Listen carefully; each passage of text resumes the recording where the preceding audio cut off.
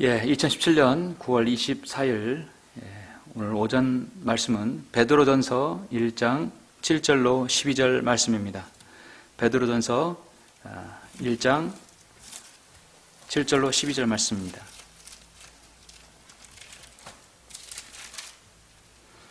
제가 7절부터 12절 봉독해 올리겠습니다. 너희 믿음의 실은이 불로써 단련될지라도 없어져 버리는 금보다 훨씬 더 귀하게 되어 예수 그리스도께서 나타나실 때 칭찬과 존귀와 영광을 받게 하려 함이니라. 너희가 그를 보지 못하였으나 사랑하며 지금도 그를 보지 못하나 믿고 있으며 또 말할 수 없이 영광으로 가득 찬 기쁨으로 즐거워하나니 이는 너희의 믿음의 결과 곧 너희 혼들의 구원을 받음이니라. 이 구원에 관해서는 너희에게 임할 은혜에 관하여 예언한 선지자들이 열심히 조사하고 살펴보던 것이며 그들 안에 계셨던 그리스도의 영이 그리스도의 고난과 다가올 영광을 미리 증거하실 때 그 영이 무엇을 또 어떤 시기를 지시하시는지 탐구하던 것이니라.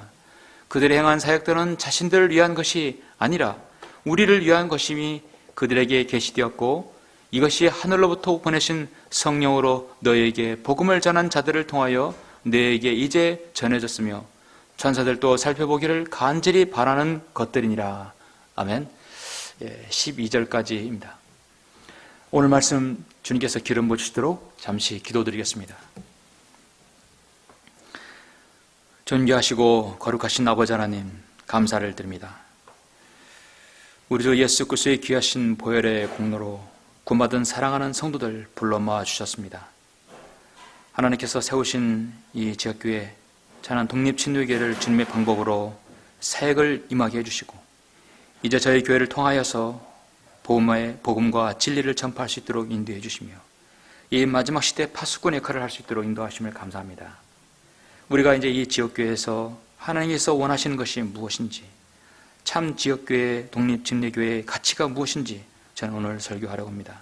하나님께서 이 설교에 기름 부어주시고 우리 모두가 귀한 도전이 되는 시간 가질 수 있도록 인도하여 주옵소서. 주 예수 그리스도 이름으로 기도드렸습니다. 아멘. 오늘 오전 말씀은 성경도로 믿는 독립친례교회의 가치라는 제목으로 설교하고자 합니다. 제목이 좀 더 길죠? 성경도로 믿는 독립친례교회의 가치입니다. 미국 뉴욕에 가면 유명한 건물이 있습니다. 많은 사람들이 잘 알려진 UN 본부가 있죠. 누구든 한번 가면 UN 본부가 어떤 건물인지 한번 보고 싶어 할 것입니다. 뉴욕에는 또 유명한 곳이 하나 있는데 그곳은 바로 크리스티 경매장입니다. 이곳에서는 세계 각국의 희귀 물품이나 고가의 보석, 유명인의 유품 등 경매에 거래되고 있습니다. 크리스티 경매에서 빼놓을 수 없고 늘 사람들의 이목을 집중시키는 것이 하나가 바로 역시 미술품 경매입니다. 얼마 전에 뉴욕 크리스티 경매장에서 이탈리아 화가 모딜리아네의 작품 누워있는 나부가 우리 돈으로 1972억 원에 거래되었다고 합니다. 그림 한 장이 약 2천억 가까운 금액이라고 하는 것이죠. 참으로 이것을 보면 그림 하나의 가치가 세상의 그 어떤 가치보다 더 가치 있을 때가 있다고 합니다. 참 이해가 안 가죠. 유명 화가 레오나르도 다빈치나 마네나 또 고갱 유명한 사람들의 그림은 지금도 천문학숙자를 호가하며 비싸게 팔리고 있습니다. 그림 한 점이 평생 동안 자자손손 벌어도 이 그림 한 점 살 수 없는 그런 거래되는 그런 가치가 있는 그림이죠. 이 미술품 경매라는 것은 미술품 애호가들이 서로 모여서 한 그림에 대해서 저마다 가격을 매깁니다. 경쟁을 시킨 뒤 가장 높은 가격을 부르는 사람이 최종적으로 작품을 살 수 있는 판매 방식입니다. 미국 출신의 화가 제임스 휘슬라는 사람이 있는데 이 사람이 검정색과 황금색의 야상곡이라는 그림으로 엄청난 고가로 이 그림이 팔렸는데 영국의 문화 비평가 존 러스킨이 이 그림에 대해서 다음과 같은 그렇게 혹평을 했습니다. 이금의 물감을 통째로 내던져서 대충 그리고 뻔뻔하게 그린 그림이다. 그런 그림을 비싸게 받는다는 것은 옳지 않다. 불쾌해진 히슬러는 러스킨을 명예훼손 혐의로 고소했다고 합니다. 결국은 자신의 그림이 비싼 그림이고 그 가치가 인정받을 수 있다. 승리한 것이죠. 승소한 것이죠. 일반적으로 사람들은 미술품 경매, 그러니까 좋은 그림이 어떤 그림이냐, 비싼 그림이 어떤 그림이냐 딸 때 첫 번째는 이게 인간의 노동, 인간이 얼마나 정성스럽게 그 그림을 그렸는가, 또 그 그림이 작가가 느끼는 자유와 열정과 고뇌 그리고 깨달음이 얼마나 녹아 들어가 있는가 따라서 평범한 그림인지 비싼 그림인지 판별이 난다고 합니다. 어쨌든 간에 미술품의 가치는 정성과 노력 그리고 나름대로 철학이 있어야 한다고 하죠. 우리나라가 미술품 작품에서 그 어떤 작품의 가치를 따질 때는 이렇게 1호부터 100호까지 해서 작품 크기로 나눕니다. 그래서 일단 커야 좋은 작품이 될 수 있어요. 전체적으로 전 세계에서 고가 미술품 작품은 어떤 것이 높은 가격으로 매기는가, 그래서 4가지 기준으로 나눕니다. 첫째는 작품의 규모가 크고 일단 커야 됩니다. 실제 재료비가 많이 들어가야 비싼 작품으로 팔린다고 합니다. 거기에 예를 들어서 은가루, 금가루가 붙여진 것은 아주 더 비싸게 팔리겠죠. 두 번째는 작품이 사람들의 주목을 받아서 작가가 유명해졌을 때가 작품이 비싸게 팔립니다. 세 번째는 알려진 미술가가 유명한 미술가 작품을 많이 남기지 않았을 때 그 희소성의 가치 때문에 작품이 비싸진다고 합니다. 네 번째는 그 작품이 전쟁 중이라든지 피난 중이라든지 아주 그 가난 가운데서 미술 활동을 어려운 시절의 작품을 그렸을 때 그 작품은 귀하게 여겨진다고 합니다. 그리고 그 사람이 죽은 이후에 우리나라 같은 경우는 이중섭이라든지 박수근의 작품은 뭐 최고의 고가죠. 그의 유작은 뭐 돈으로도 웬만한 사람은 만질 수도 없는 그런 작품입니다. 모두 다 정말 찢어지게 가난했던 사람들이 어려웠을 때 피난과 가난 속에 시달렸던 작품, 그리고 그 유고시의 작품이 올라갔습니다. 저는 미술품의 가치에 대해 생각해 볼 때 하나님의 교회를, 하나님께서 세우신 교회가 정말 자신의 피로 세우시고 이 땅에 하나님께서 추인한 그 기구로서 가정과 국가와 교회, 근데 이 교회는 하나님께서 정말 사랑하는 추인한 중요한 기구인데 그 시대에 그 교회가 어떠할 때 그 가치가 여겨지고 가치가 있고 하나님께서 귀하게 보십니까? 귀하게 보는 것인가? 한번 생각해 보았습니다. 세상 사람들이 평가하는 그런 교회의 가치와 다르게 하나님께서는 하나님의 교회를 분명히 다른 방식으로 다룰 거라고 저는 봅니다. 마치 미술품 가치처럼 교회를 건축하는데 건축비가 많이 들을 정말 궁전같이 휘황찬란하게 아름다운 쌍드리아에다가 크리스탈 강단에 멋진 조명시설, 훌륭한 마이크 시설이 되어 있으면 웅장한 그런 예배당이 있다고 한다면 하나님께서 그걸 가치를 두고 있는 것인가? 물론 미술품은 가치가 있겠죠. 이런 미국의 베니힌 교회, 은사주의자의 베니힌, 대표적으로 베니힌이죠. 그 교회 가보면은 여기에 그 교회에 들어가 보면 우리가 궁전에 왔는지 왕궁에 왔는지 헷갈릴 정도예요.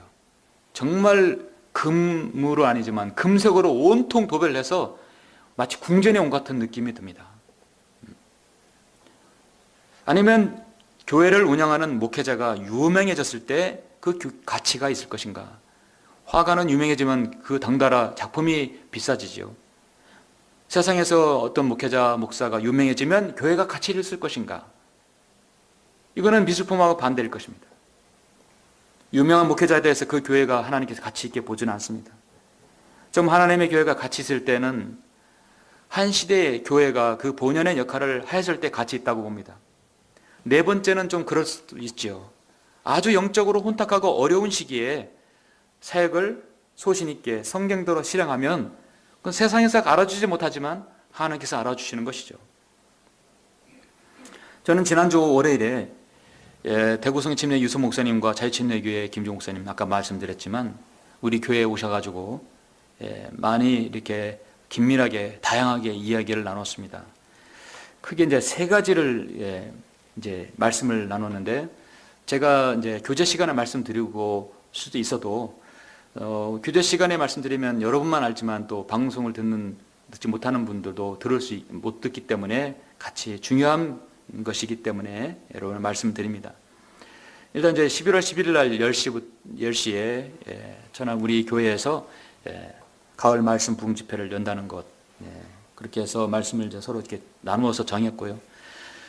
그다음에 우리가 이제 그 수련회를 가질 때 보면은 우리 어떤 2017 여름 수련회 이렇게 가지면 그 위에 타이틀이 있는데 지난번에 이제 진리를 전하는 사람들의 타이틀로 우리가 이렇게 자칭 정했습니다. 앞으로 우리가 모이면 그 타이틀을 어떻게 정하기로 했냐면 성경대로 믿는 독립침례교회 연합이라는 이렇게 문구로 해서 우리 사역을 하게 됩니다. 이거보다 더 좋은 문구가 있으면 여러분도 추천받습니다. 그래서 성경대로 믿는 독립침례교회 연합이다. 그래서 현재는 세 교회가 연합이지만 이제 어떤 교회도 하나님의 원칙, 사역의 원칙을 오늘 말씀드린 이 세 가지 원칙만 지킨다면 합류할 수 있고 교제할 수 있습니다. 또 하나는 뭐냐면 우리가 지금 찬송가를 지금 부르고 있는데 자유침례교회는 과거에 불렀던 찬송가 영광을 주게 하고 우리는 지금 새로 나온 찬송가인데 이게 찬송가가 한정판이라 더 이상 우리가 구입할 수도 없어요. 그래서 말씀 부흥 집회가 끝난 직후 찬송가 개정 작업을 진행할 겁니다. 그래서 목표는 내년 여름 수련회 때 새로운 우리만의 찬송가를 만들어서 이제 보급해서 하려고 합니다. 그래서 상당한 시간도 걸리고 많은 개정 작업, 지금 우리가 가지고 있는 찬송가도 지금 이제 더하고 빼야 할 부분도 좀 있고 가사 작업도 약간 더 해야 할 부분이 있습니다. 그래서 더 다듬어서 더 완연한 우리 것의 찬송가 계속해서 보급할 수 있는 찬송가를 개정을 하려고 이제 착수 작업을 시작할 겁니다.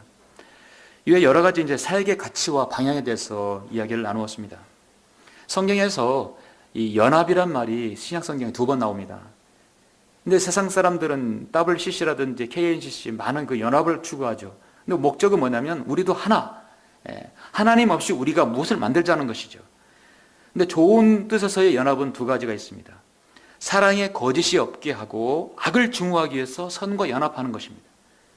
고린도전서 1장 10절에서도 형제들아 이제 내가 우리 주 예수 그리스도의 이름으로 너에게 권고하노니 너희는 같은 것을 말하고 또 너희 가운데 분열이 없게 하여 같은 생각과 같은 판단으로 온전히 함께 연합하라.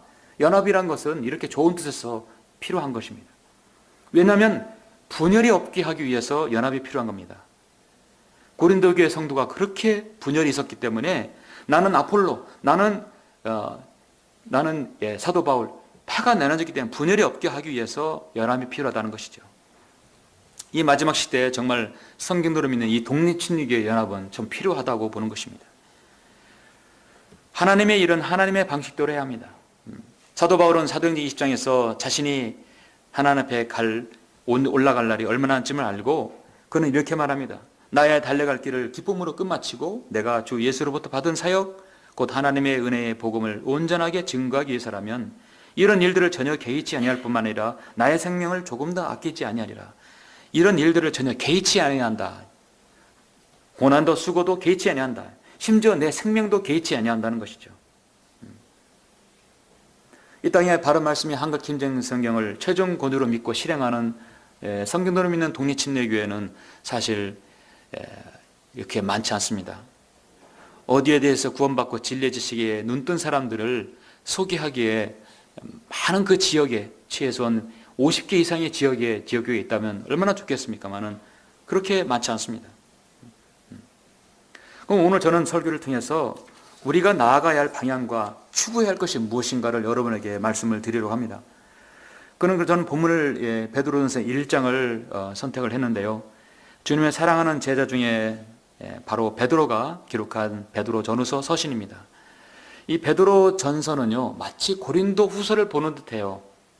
그럼 고린도후서가 어떤 서신인가? 사역에 관한 장이에요. 사역에 관한 서신입니다. 가장 사도 바울적인 서신사가 바로 베드로전서예요. 그러니까 베드로전서를 읽으면 사도 바울 서신서를 읽는 것 같아요. 사도 바울 서신서 중에 고린도 후서를 읽는 것 같습니다. 가장 사도 바울적인 서신, 특히 그리스도의 고난과 사역에 관한 부분이 바로 베드로전서, 같이 맥을 같이 하는 것이 바로 고린도 후서입니다. 그 중에서 7절부터 12절은 그리스도인의 사역에 있어서 수고와 고난을 다루고 있습니다. 다른 말로 하자면 하나님 보시기 가치 있는 사역의 핵심이 무엇이냐 보여주고 있죠. 우리의 사역은 늘 주 예수 그리스도의 이름을 드높이는 사역이 되어야 합니다. 사도 바울의 사역을 비롯해서 모든 사도들, 신약시대 성경대로 믿는 지역교회 목회자들과 성도들의 사역의 가치는 늘 주님을 드높이는 사역이었습니다. 최종적으로 주님의 영광을 드러내야 합니다. 여러분, 누군가가 하나님의 사역을 하고 있다, 그 교회가, 그 성도가, 그 목회자가 하나님의 사역에 쓰임받고 있다는 것의 증거가 무엇입니까? 그 성도와 그 교회가 그 목회자를 통해서 그 수고와 고난과 어려움 그를 이겨내고 그 사역을 통하여 다른 성도가, 한 개인이 구원받고 구원받은 성도가 진리의 지식에 이른다는 것입니다. 그래서 그 성도가 하나님께 영광을 돌리면 그 사역은 성공이 아니라 하나님 앞에 신실한 사역이 되는 것이죠. 사도 바울은 그것을 위해서 평생 동안 자신을 바쳤습니다. 나에게 유익하던 것은 무엇이나 그리스도를 위해 다 손실로 여겼고 배설물로 여겼습니다. 사도 바울은 첫 번째는 자신이 동족인 유대인들이 구원받아서 하나님 앞에 개종을 해서 자신처럼 하나님 앞에 신실하게 예수 그리스도를 십자가에 못 박은 것에 대해 자복하고 하나님 앞에 돌아오는 것이었습니다. 그래서 저는 하나님께 세우신 보이는 조직체인 이 성경을 믿는 독립침례교회에서의 진정한 사역의 가치, 그것이 무엇인지를 여러분에게 잠시 세 가지를 말씀을 드리려고 합니다. 여러분은 지금 처해진 상황에서 최상으로 내가 이 독립침례교회에서 감사함으로 주님을 섬기고 있습니까? 우리 교회가 이름이 천안 독립침례교회에서 성경대로 믿는 독립침례교회로 전 것은 아닙니다. 그래서 원래 모든 신약시대 이후의 지역교회가 친가톨릭이 아니라 반가톨릭 침례교도들이었고 독립침례교회였어요. 독립이란 말은 어느 누구에게도 예속받지 않고 좌우 이게 치우치지 않는 성경대로 믿고 성경을 오직 최종 권위로 믿는 그런 지역교회입니다. 그래서 사역의 독립성을 철저히 믿고 있는 것이죠. 그럼 그 성경대로 믿는 독립침례교회의 정체성, 그 추구하고 그 가치는 무엇인가? 첫 번째는 사역에 있어서 참다운 기쁨을 줘야 합니다. 여러분, 사역에서 참다운 기쁨을 주는 것이 어떤 일일까요? 가장 중요한 것은 사람들이 구원받고 진리의 지식에 이르는 거죠. 오늘 본문 여러분 베드로전서 1장 7절부터 8절 보시죠. 너희의 믿음이 시련이 불로써 단련될지라도 없어져 버리는 금보다 훨씬 더 귀하게 되어 예수 그리스도께서 나타나실 때 칭찬과 존귀와 영광을 받게 하려 하십니다. 여러분이 주님 앞에 갔을 때 칭찬과 존귀와 영광을 받을 때가 언제입니까? 나를 통해서 구원받고 나를 통해서 진리의 지식에 이르러 이단 교리로부터 거짓 교리로부터 헤어나오는 것이죠. 주님께서 기뻐하시는 일이에요. 너희가 그를 보지 못하였으나 살아가며 지금도 그를 보지 못하나 믿고 있으며 또 말할 수 없이 영광으로 가득 찬 기쁨으로 즐거워하나니. 주님을 물론 본 적이 없지만 목소리를 사도 요한처럼 들은 적은 없지만 우리는 하나님 말씀을 통해서 주님을 분명히 증거하고 있습니다. 자, 제가 9절까지 말씀드릴게요. 이는 너희의 믿음의 결과 곧 너희 혼들의 구원을 받음이라. 혼들이 구원을 받는다. 영혼이 아니라 혼들이 구원받는다는 것이죠. 1장 23절에 좀 건너뛰어서 본문은 아니지만 보시면 너희가 거듭난 것은, 저와 여러분이 거듭난 것은 무엇입니까?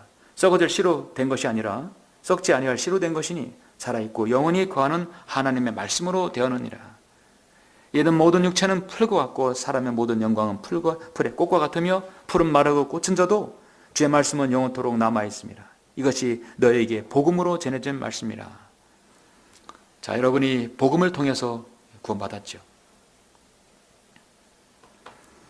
어제 거리 설교를 우리 형제님하고 나갔을 때 쭉 이렇게 형제님은 거리 설교를 하고 있었고 저는 이제 전도지를 나누면서 구령을 하고 있었는데 초동생, 여동생하고 오빠인 중학생이 가고 있는데 전도지를 딱 나눠주면서 그래서 여러분이 이제 전도지를 나누면서 이 사람들의 심성을 딱 알아챌 수 있어요. 마지못해서 받는 사람이 있어요. 예의를 갖춰서 받는 사람도 있고 그래서 기다렸다는 듯이 정말 이거 뭔가 궁금해서 받는 사람들이 있습니다. 마지못해서 받는 사람들은 가다가 10m에서 다 널브러져 있어요. 한 10m, 20m 버리면요 저는 반드시 가서 그거 주워옵니다. 주워와서 다시 또 다음 사람 다시 나눠줘요. 어차피 깨끗하니까. 그리고 떨어져 있으면 그 앞에 상가들이 싫어하거든요. 쓰레기라고 생각하니까. 다시 주워서 다른 사람에게 필요한 걸 주는니다. 어차피 이 사람은 해당 사항이 아니에요. 또 다른 사람에게 기회를 주는 겁니다. 전도지 줄 때 받아서 한 가지 물어봐요. 예수 그리스도를 통해 구원 받았습니까? 지금 죽어도 하늘나라 갈 수 있습니까? 그랬을 때 관심 없다는 사람은 그냥 지나쳐 버리지만 거기에 답변을 이렇게 머뭇거리면서 하는 사람은 잠시 그 사람을 이렇게 잡을 수 있는 기회가 되죠. 이 초등학생, 중학생 이 남매가 이렇게 가는데 너희들은 구원 받았니? 그래서 대답을 못 해요. 교회는 다니는데요. 그래? 그러면 너희들은 구원 받아야 돼요. 그런데 이 오빠인 중학생 1학년짜리가 보면 저한테 질문을 하는 것이 그런데 우리가 어떻게 예수님을 영접해야 하는지 어떻게 구원받는지 몰라요. 모르는 거예요. 얼마나 귀한 좋은 질문입니까? 내가 구원을 받으려면 어떻게 해야 하나이까? 사도행전 16장에서 말씀하실 때 여러분은 뭐라고 대답하십니까? 주 예수 그리스도를 믿으라. 그러면 너와 내 집안이 구원을 받으리라죠. 저는 어떻게 해야 하는지 구원을 어떻게 해야 구원을 받는지 몰라요. 영접하는 방법을 몰라요. 너 참 좋은 질문했다. 잠깐 이쪽으로 와자. 그래서 영접하는 방법을 해서 그 둘이 같이 영접을 했습니다. 얼마나 기다렸던 듯이 오히려 영접 기도를 자기가 먼저 하는 거예요. 막 보고 먼저 하는 거예요. 빨리빨리 구원 받으려고. 너 감사하죠.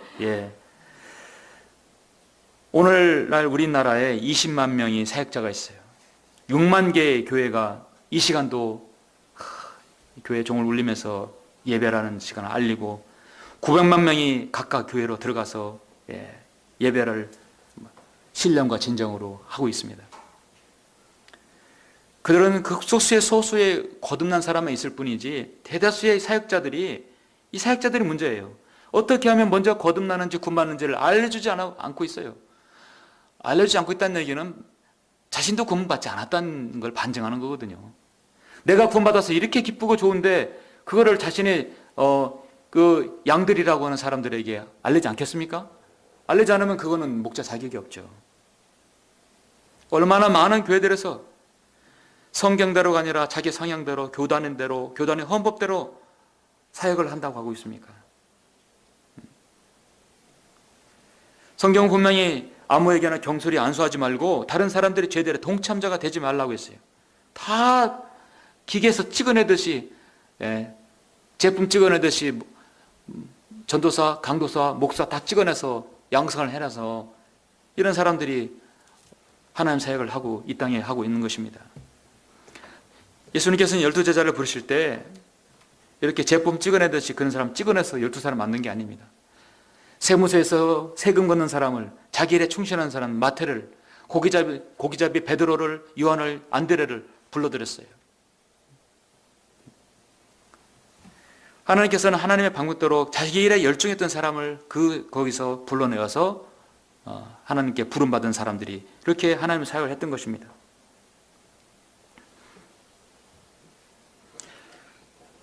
지난주에는 참 여러 상담 전화가 와서 참 바빴습니다. 전국 각지에서 또 해외에서 문의가 오고 여러 곳에서 상담이 왔었습니다. 그래서 지난주에는 전주에 갔다 오고 그 지난주에는 대전에 가서 성도를 영적으로 세워주고 또 교제하고 왔습니다.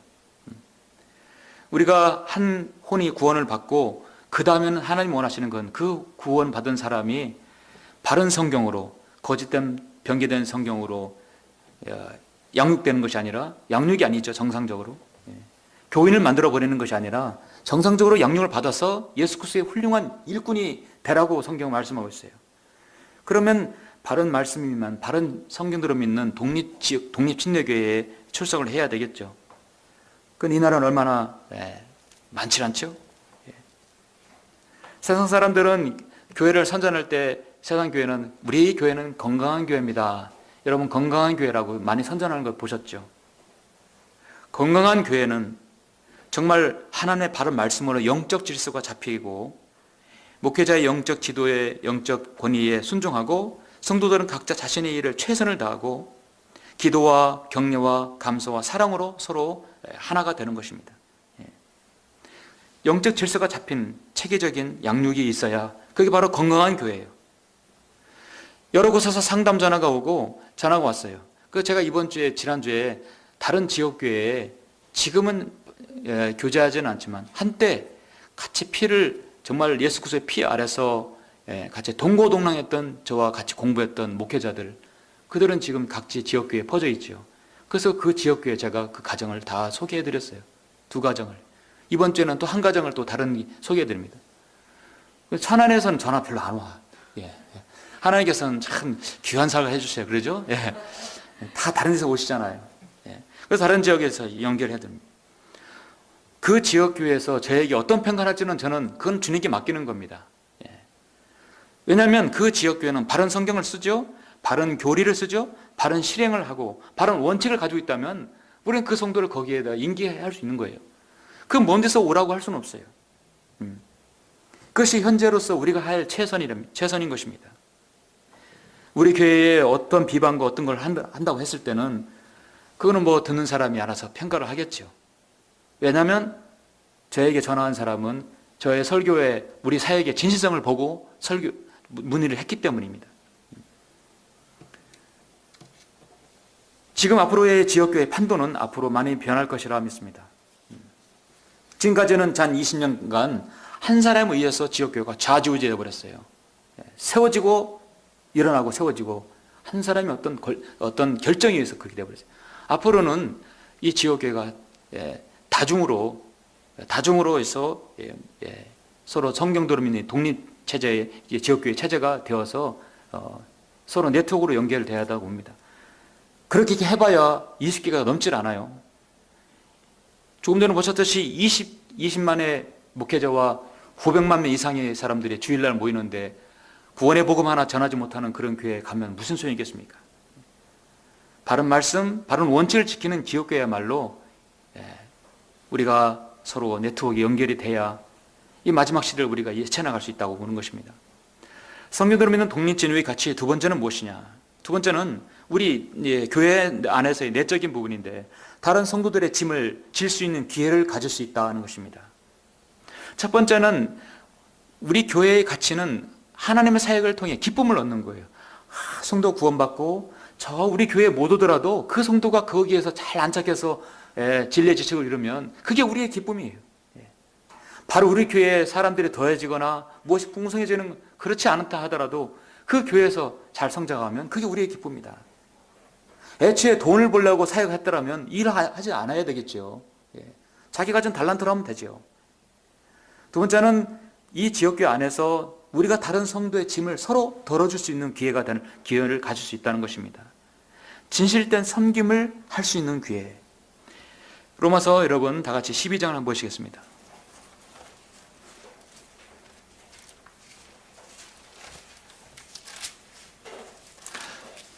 어떻게 보면 로마서 12장은 여기 있는 권면은 교회 안에서의 섬김과 교회 바깥의 섬김을 두 가지를 말씀하고 있는데 고린도 교회에 절실하게 필요한 권면하는 부분이죠. 그러나 로마에 있는 이방인들 또 구원받은 성도에게 지금 전하는 서신입니다. 5절 보시면 이와 같이 우리 많은 사람이 그리스도 안에서 한 몸이 되어 각 사람이 서로의 지체가 되었느니라. 우리는 서로의 지체가 되었어요. 그러므로 우리에게 주어진 은혜에 따라 가진 은사들이 다르니 예언이면 믿음의 분량대로 예언하고 또 섬김이면 섬기는 일로 또 가르치는 자는 가르치는 일로 또 권면하는 자는 권면하는 일로 구제하는 자는 성실함으로 지도하는 자는 근면함으로 자비를 베푸는 자는 즐거움으로 할 것이니라. 이거 뭐냐면 자신의 달란트대로 섬기라는 것이에요. 나는 이것을 잘하게 되면 이것을 섬깁니다. 우리 교회는 자신이 가진 달란트대로 충분히 섬기고 있습니다. 그래서 형제로 서로 다정하게 사랑하며 서로 존경하기를 먼저 하라. 이러는 게으르지 말고 영 안에서 열심을 내며 주를 섬기라. 우리 성도는 너무나 다 부지런합니다. 사실 게으른 사람이 최고 게으른 사람 제가 게으른 것 같아요. 예. 소망 가운데 즐거워하며 환난 중에 참으며 꾸준히 기도에 진력하며 성도들의 필요에 서로 나눠주고 대접하기 힘쓰라. 즐거워하는 자들과 함께 즐거워하고 우는 자들과 함께 울라. 15절입니다. 서로 같은 생각을 품고 높은 것들을 생각하지 말며 낮은 데 처한 사람들과 같이 하고 스스로 지혜 있는 채 하지 말라. 중요한 것은 아무에게도 악으로 악을 갚지 말고 모든 사람 앞에서 정직한 일을 도모하라. 악을 악으로 갚지 말라. 이에는 이, 눈에는 눈으로 갚는 것은 우리 지역교회의 원칙에 어긋나집니다. 아무리 우리를 비방하고 무시를 해도 우리는 선으로 갚자는 것이에요. 아무리 상대방이 어디를 뭐라고 해도 우리는 상담원 귀한 지체는 소개해서 거기서 잘 안착할 수 있도록 하라는 것이죠. 계속적으로 우리를 악으로 비방한다면 우리는 방법이 없어요. 그래서 그 머리에 숯불을 쌀 수 있다고 성경은 말씀하고 있습니다. 악에게 지지 말고 선으로 악을 이긴다는 것이. 선은 악을 이길 수 있습니다. 여기와 이제 동일한 말씀이 빌립보서 2장에도 나오죠. 예. 어떤 일도 다툼이나 허영을 따라서 하지 말고 오직 생각의 겸손함으로 남을 자신들보다 존중하고, 자 4절입니다. 마음속으로 같이 따라해서 보십시오. 각자 자기 일만 돌보지 말고 남의 일도 돌아보라. 이것이 바로 우리 독립침례교회의 중요한 가치입니다. 자기 일만 돌아보고 남의 일 돌아보지 않는 것은 교회의 가장 중요한 것은 내적인 부분에서 어긋나는 것입니다. 우리가 하나님의 은혜를 헛되이 받지 말아야 합니다. 어떻게 하면 다른 지체를 도울 수 있는 것인가? 어떻게 하면 목사님의 사역을 약간 도울 수 있을 것인가? 어떻게 하면 저 성도의 어려움을 내가 도울 수 있을 것인가? 참된 헌신은요, 자신의 만족감을 위해서 하는 헌신이 아니라 분명히 다른 차원의 동기에 이어야 합니다. 배타적인 사랑이 있어야, 이타적인 사랑이 있어야 되겠죠. 나를 위해서 주님께서 십자가에 죽으시고 그 모든 고초와 모든 희생을 치러주셨는데, 나를 위해서만, 나도 무엇인가 다른 성도와 사역을 위해서, 목회자를 위해서, 가정을 위해서, 다른 성도를 위해서 무엇인가 도움이 되고 나도 도와야 되지 않겠는 것인가. 사도 바울은 고린도전서 15장에서 하나님의 은혜로 지금의 내가 되었고 또 내게 주신 그분의 은혜가 헛되지 아니하여 그들 모두보다 내가 더 많이 수고했으나 그것은 내가 아니요 나와 함께 계신 하나님의 은혜로다. 여러분, 하나님의 은혜가 있으면, 우리 아내가 그렇게 이쁘고 사랑스러우면 차갓집 말뚝도 그렇게 사랑스럽다고 하잖아요. 그러죠? 하나님의 은혜 있으면 모든 걸 하나님의 은혜로 덮을 수 있어요. 덮을 수 있습니다. 사도 바울에게 그렇게 가난을 주고 박해하고 추방과 강탈과 생명을 위협하는 극한의 고통도 유대인이 주었지만 그 유대인이 그렇게 사랑스러웠어요. 그 유대인들을 그렇게 구원받기를 원했던 것입니다. 왜냐하면 하나님의 은혜가 있기 때문입니다. 저와 여러분들은 모두 갈고리 십자가에서 빚진 사람들입니다. 하나님께서는 그런 지역교회에 반드시 그런 하나님 맞는 사역자를 붙여주시죠. 우리가 교제하는 교회는 지금 많지는 않지만 전 더 많아질 것이라고 확신합니다. 갈라디아서 6장에서는 각 사람은 자기 자신의 짐을 질 것이라 했어요. 우리는 매우 바쁜 사람들이에요. 우리 짐을 지고 다른 사람이 짐도 져줘야 되는 것입니다. 1995년에 영화로 만들어졌는데 가정적인 영화이고 교육적인 영화인데 음악에 관심 있는 분들은 이 영화를 꼭 추천합니다. 이름은 홀랜드 오퍼스라는 영화입니다. 홀랜드라는 사람은 이름이고, 사람 이름이고, 오퍼스는 어떤 작품명이라는 뜻이죠. 홀랜드 오퍼스는 홀랜드라는 이런 사람의 작품이라는 뜻이죠. 근데 이 사람은 작품을 남긴 적이 없어요. 이 사람은 음악 전공으로 해서 훌륭한 교향악단의 작곡가로서 이름을 세상에 알리기를 원했어요.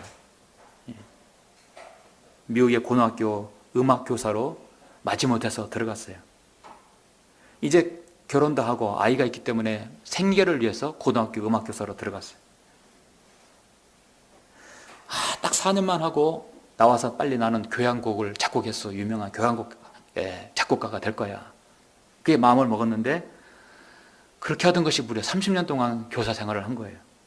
어느덧 홀랜드는 정령 퇴임하게 되었습니다. 정령 퇴임하는 날 홀랜드 밑에서 많은 제자들이 나왔던 것이죠. 30년 동안. 그 클라리넷을 배우면서 자신의 모든 열등감을 극복하려던 한 소녀 거트루댕 랭이 나중에 주지사가 되어서 퇴임식 축사를 합니다. 그리고 많은 학생들을 일일이 개인적으로 지도합니다. 지도하면서 아름다운 좋은 간증들, 일들을 남겨요. 그래서 이 선생님은 유명한 교향곡 작곡가가 되고 싶었다고 그렇게 말하는데, 이 이제 퇴임식 이 거트루댕 랭이 이제 제자가 퇴임식을 하면서 이런 말을 합니다. 선생님은 훌륭한 작곡자가 되지는 못했지만 선생님은 정말 가장 훌륭한 음악 선생님이십니다. 선생님의 작곡은 바로 우리입니다. 선생님의 음표가 우리이고 선생님의 장단이 바로 우리인 것입니다. 우리는 선생님의 음표입니다. 우리의 모든 인생을 선생님이 그렇게 작곡해 주셨고 인도해 주셨습니다. 그래서 그 말이 끝나자마자 커튼을 열어젖히고 열어젖히니까 30년 동안 자신에게 배운 그 학생들이 악단을 만든 것이에요. 악단을 만들어서 교향곡 아메리칸 심포니라는 초연을 제자들이 각자 배운 것대로 다 이렇게 악기를 연주하는 것이었습니다. 정말 눈물에 어린 그런 감동적인 부분이었죠. 그래서 제가 그 영화를 쭉 보면서 홀란드가 평생 동안 좋은 작품은 만들지 않았지만 그 자신의 30년 동안 제자들을 아름다운 그 인생의 작곡을 이렇게 만드는 것이었죠. 하나님께서는 한 지역교회를 거기에 맞는 목회자를 주셔서 그 성도들이 한 사람 한 사람 잘 양육되기를, 가장 누구보다도 그 목자가 양육되기를 바라는 것입니다. 예. 그렇게 했을 때 주님 앞에 갔을 때 우리 모두는 다 위대한 열병식에 참여할 거예요. 예. 하나님께서 세우신 성교되면 독립침례교회는 귀한 목자의 필요성이 있습니다. 우리 모두는 다 주님의 작품들이죠. 우리의 위대한 목자장이신 주님께서 우리를 보시고 있습니다. 우리는 한 목자를 통해서 유임받았어요. 이 땅에서 잠깐 몇십 년 동안 이제 최종적으로 우리의 목자장인 주님께서 우리에게 나타나실 것입니다. 성경으로 보면 독립침례교의 가치가 마지막 세 번째는 무엇입니까? 꼭 하나 있어야 될 거죠. 마지막 시대에 우리가 파수꾼의 역할을 감당해야 한다는 것이다. 우리 계속해서 베드로전서 1장 10절에서부터 12절을 보시겠습니다. 이 구원에 관해서는 너희에게 임할 은혜에 관하여 연한 선지자들이 열심히 조사하고 살펴보던 것이며 그들 안에 계셨던 그리스도의 영이 그리스도의 고난과 다가올 영광을 미리 증거하실 때 그 영이 무엇을 또 어떤 시기를 지시하시는지 탐구하던 것이니라. 그들의 행한 사역들은 자신들을 위한 것이 아니라 우리를 위한 것임이 그들에게 계시되었고 이것이 하늘로부터 보내신 성령으로 너에게 복음을 전한 자들을 통하여 너에게 이제 전해졌으며 천사들도 살펴보기를 간절히 바라는 것들이니라. 구약의 선지자들은요, 자신들을 위해서 사역한 사람이 없어요. 주님을 위해서 사역하다가 아내도 죽고 넌 평생 결혼하지 말라, 평생 진흙탕의 감옥에서 있다가 비참한 처우를 맞이한 사람도 있고, 정상적으로 가정을 가져서 안락한 생활 가운데 한 선지자가 한 명도 없다는 사실입니다. 주님의 제자도 그렇고 구약의 선지자도 그렇습니다. 그들은 여기 말씀대로 그들의 행한 사역들은 자신들을 위한 사역이 아니었다. 그 많은 구약의 이런 계시와 또 말씀들은 앞으로 미래의 예수 그리스도의 재림에 대해서, 천년왕국에 대해서 영원세기까지 이미 다 제시해놔였어요. 교회는 건너뛰었어요. 교회는 골짜기에 있기 때문에 몰랐습니다. 그 사도 바울을 통해서 계시해 주었죠. 주님의 마지막 부분에 대해서는, 주님에 관한 부분의 예언에는 사도 요한을 통해서 보내줬습니다. 그러나 그 시대의 선지자들은 강시대의 파수꾼이었습니다. 이사야 21장 11절에 보면 도마에 대한 엄중한 말씀이라. 그가 세일산에서 나를 부르시기를, 하나님께서는 이사야 선지자에게 파수꾼아, 밤이 어떻게 되었느냐, 파수꾼아 밤이 어떻게 되었느냐, 언젠가 이 설교를 통해 설교를 한 적이 있는데요. 하나님께서는 구약의 이스라엘 AD BC 이미 주님께서 탄생하기 720년 전에 예언하였지만 지금 우리가 이제 AD 2000년이죠. 여전히 우리는 이 신약시대의 파수꾼입니다. 동트기 전에 가장 어두울 때입니다. 이 지금 여러분 새벽 동트기, 의의 태양이 떠오르기 전에 가장 어두울 이 새벽녘, 가장 어두울 때 영적으로 혼탁한 이 라오드케인들 시대의 마지막 시대의 파수꾼이에요. 파수꾼은요, 밤을 지키는 사람이에요. 파수꾼이 밤에 자버리면 큰일 납니다. 적의 동태를 살펴야 할 파수꾼이 자면 안 돼요. 우리는 깨어 기도하라는 말이 그래서 파수꾼이 역할을 해야 한다는 것입니다. 악한 영적 세력이 얼마나 많은지, 이 교회를 파괴하려는 어두운 악한 세력들, 마귀의 교리들이 이 세상에 얼마나 범람하는지 하나님의 말씀을 통해서, 유튜브를 통해서, 문서를 통해서 알려줘야 하는 겁니다. 그래서 그거 속지 말라고 하는 거예요. 이 우리 파수꾼의 역할입니다. 밤이 어떻게 되느냐 했을 때 모르겠는데요. 그러면 어떻게 되겠어요? 여러분과 저는 파수꾼입니다. 파수꾼은 알아야 되겠죠. 호세아 4장 6절에서 백성들은 지식이 부족함으로 멸망한다 하겠어요. 오늘날 이 시대에 여러분 정말 진리의 지식이 부족한 시대입니다. 한국교회에 있는 많은 성도들, 우리나라 책 어지간히 안 읽어요. 스마트폰 생겨서 더 안 읽어요. 전철에서, 버스에서, 아니면 이렇게 좋은 공원 벤치에서 책 읽는 사람이 왜 이렇게 아름다워 보여요? 그러죠? 뭔 책 읽는지 몰라도 대부분 다 저녁에도 거리만 가면 얼굴만 파랗게 건극하면 돼. 스마트폰 그 빛 때문에 다 스마트폰에, 물론 스마트폰에 정보가 다 있어요. 그러나 여러분 만질 수 있는 책, 하나님의 말씀을 여러분 보고 있죠? 우리는 이 시대에 포기하지 말아야 합니다. 우리의 주어진 코스를 완주해야 합니다. 믿음을 가지고 선한 싸움을 싸워야 합니다. 이 땅에 한 번도 바른 성령이 가지지 못했던 이 나라, 이 민족에게 대한 성소회가 온통 썩은 열매가 가득한 카톨릭 원문을 바탕으로 한 개혁 개정판을 지금까지 하고 있어요. 왜 개혁 개정판이 나왔겠습니까?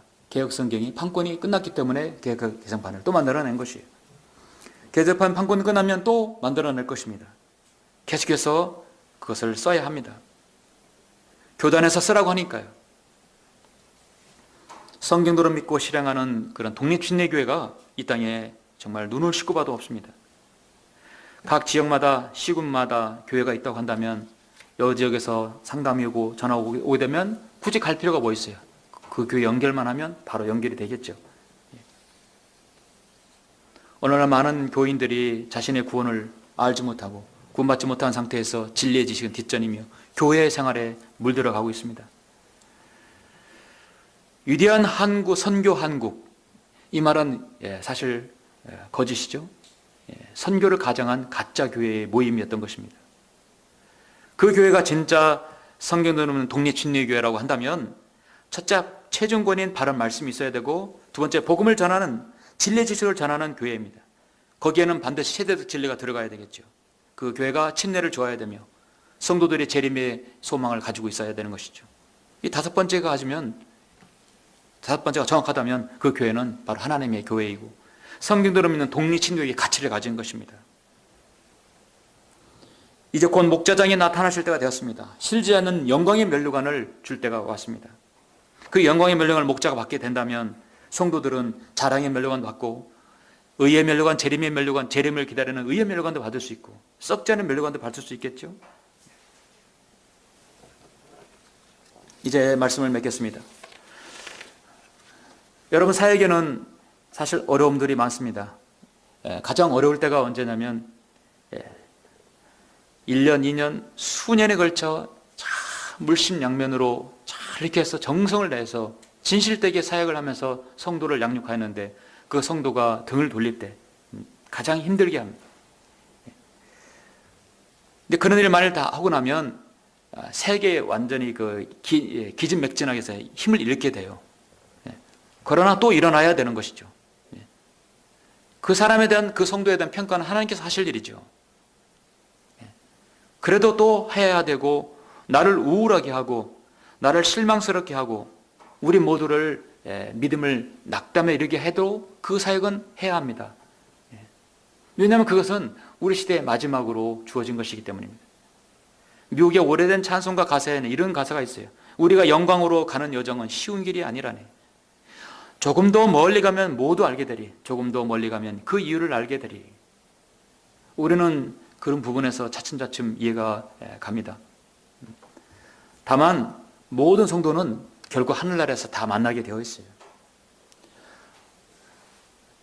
우리 각 성도들이 행한 모든 것에 따라서 하나님께서 그리스도 심판석 앞에서 상급을 주실 것입니다.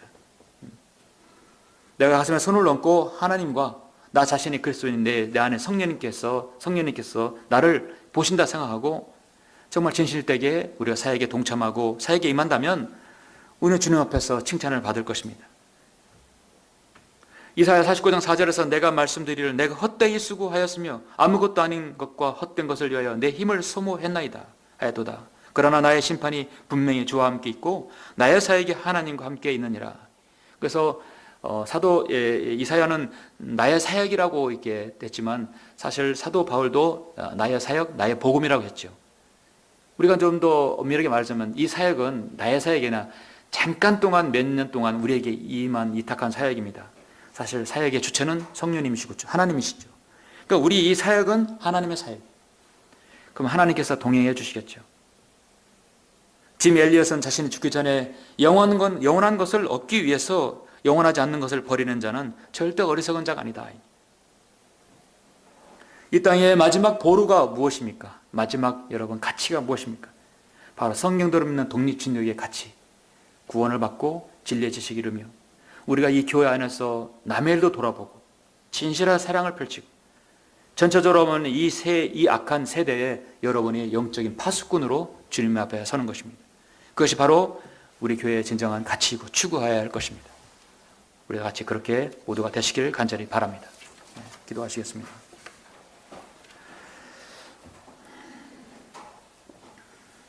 우리를 사랑하시는 아버지 하나님 감사를 드립니다.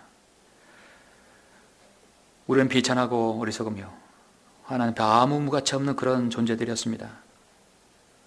세상의 가장 어둡고 추악한 곳에서 저를 건져내어서 예수 그리스도의 보혈로 깨끗이 지켜주시고 하나님의 말씀을 시켜주셔서 주님께서 사시고자 하는 그런 사역의 도구로 우리를 집어넣어 주셔서 감사를 드립니다. 우리는 자랑할 것이 없습니다. 오직 주님만을 드높여 주시기를 원합니다. 아버지 하나님, 저는 방금 이 땅에서 하나님께서 허락하신 성경대로 믿는 독립친족의 그 가치가 무엇인지를 저는 설교하였습니다. 이 설교가 성도들의 마음판에 잘 와닿아서 이 가치대로 움직이며 이 원칙을 우리가 벗어나지 않는 이 지역교회가 될 수 있도록 인도하여 주시옵소서. 저와 여기 성도들의 모든 우리 믿음과 우리가 추구하는 모든 것들이 늘 혼연일체가 되어서 주님 오실 그날까지 여기는 한 성도 한 성도 모두 다 긴밀한 아버지 하나님 사랑의 아버지 하나님 그 긴밀한 교제 아래서 주님의 사역을 감당할 수 있도록 인도하여 주시길 원합니다. 각자가 기도하고 소원하는 모든 그 간구와 청원을 주님께서 경청해 주십시오. 주 예수 그리스도 이름으로 기도드렸습니다. 아멘. 잠깐 오늘 말씀을 들으시고 잠깐 묵상하며 또 여러분 개별적으로 기도하는 시간을 갖겠습니다.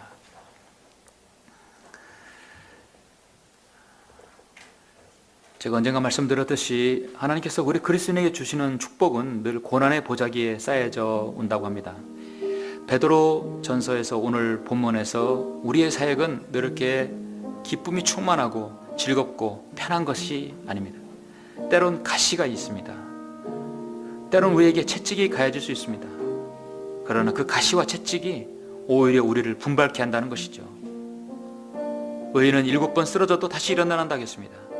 우리는 7번, 10번이 아니라 주님께서 오실 그날까지 쓰러져도 다시 일어나는 것이, 오뚜기처럼 다시 일어나는 것이 우리의 사역입니다. 왜냐하면 그 사역이 가치가 있기 때문입니다. 물론 훌륭한 멋진 건물이 아니어도, 넓은 주차장이 아니어도, 세상에서 유명한 사람이 아니어도 하나님께서 우리에게 그 사역을 맡겨주셨습니다.